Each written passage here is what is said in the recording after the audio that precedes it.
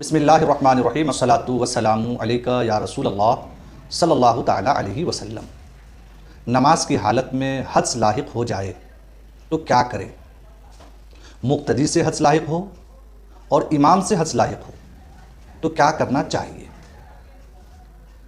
مقتدی سے نماز کے دوران حدث لاحق ہو گیا، بے وضو ہوا، ری خارج ہو گئی تو جس صف میں ہے ناک پہ ہاتھ رکھ کر سر کو جھکاتے ہوئے باہر آ جائے، اور کسی سے بات نہیں کی ہو تو وضو کر کے جہاں سے نماز چھوڑ دی وہیں سے نماز کی شروعات کرے، وہیں سے آگے جاری رکھے۔ اور اگر وضو کے درمیان کسی سے بات کر لی تو دوبارہ نماز ادا کرے۔ اس میں شرم و حیا والی بات نہیں ہے کہ وضو ٹوٹ گیا اور اسی حالت میں نماز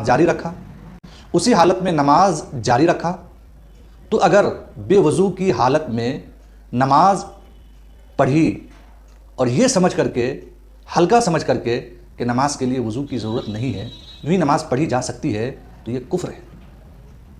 اور اگر بے وضو نماز پڑھی شرم و عار کی وجہ سے اور ہلکا نہیں سمجھا تو یہ سخت گناہ ہے، گناہ عظیم ہے کہ نماز کے لیے وضو ضروری ہے، شرط ہے، اس کے بغیر نماز نہیں ہو سکتی۔ اس لیے ناک پہ ہاتھ ڈال کر کے تاکہ لوگوں کو معلوم ہو کہ نکسیر پھوٹ گئی، سر کو جھکاتے ہوئے جس صف میں ہو سب کو چیرتے ہوئے سب سے علیحدہ ہو جائے اور وضو کرے اور نماز ادا کرے جہاں سے چھوڑ دی ہو۔ یہ کب؟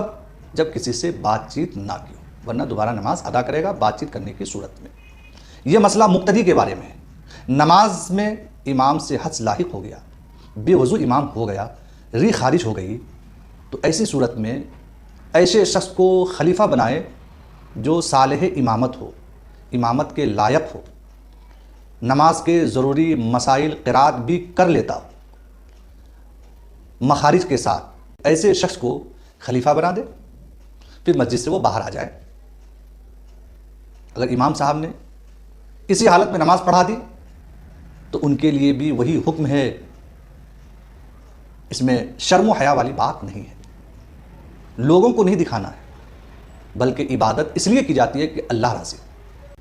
بے وضو ہونے کی صورت میں امام ناک پہ ہاتھ رکھ کر کے سر کو جھکاتے ہوئے کسی کو خلیفہ بنا دے، وہ نماز کو جاری رکھیں گے، اور سامنے جس کو خلیفہ بنایا ہے وہ صرف 2 قدم مصلی پہ 2 بڑے قدم سے آگے بڑھ جائیں اور نماز کو آگے جاری رکھیں۔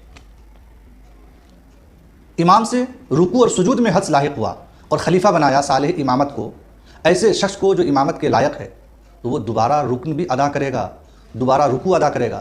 سجدے کی حالت میں حدث لاحق ہوا تو وہ شخص خلیفہ سجدہ دوبارہ ادا کرے گا۔ ایسا نہیں کہ رکوع کی حالت میں حدث لاحق ہوا، امام نے خلیفہ بنایا اور رکوع نہیں کیا دوبارہ، تو نماز ہی نہیں ہوگی۔ خلیفہ بنانے کے وقت یہ بھی ضروری ہے کہ امام اشارے سے کہے، کلام نہ کرے، بولے نہیں خلیفہ بنانے کے لیے کسی سے، تو نماز ٹوٹ جائے گی، نماز فاسد ہو جائے گی۔ مثلا رکوع کے اندر حدث لاحق ہوا تو گھٹنے پر ہاتھ رکھ کر کے اشارہ کرے، سجدے کی حالت میں ہوا حدث لاحق ہوا تو ماتھے پیشانی پہ ہاتھ رکھے تاکہ خلیفہ کو معلوم ہو جائے کہ اس حالت میں امام سے حدث لاحق ہوا ہے۔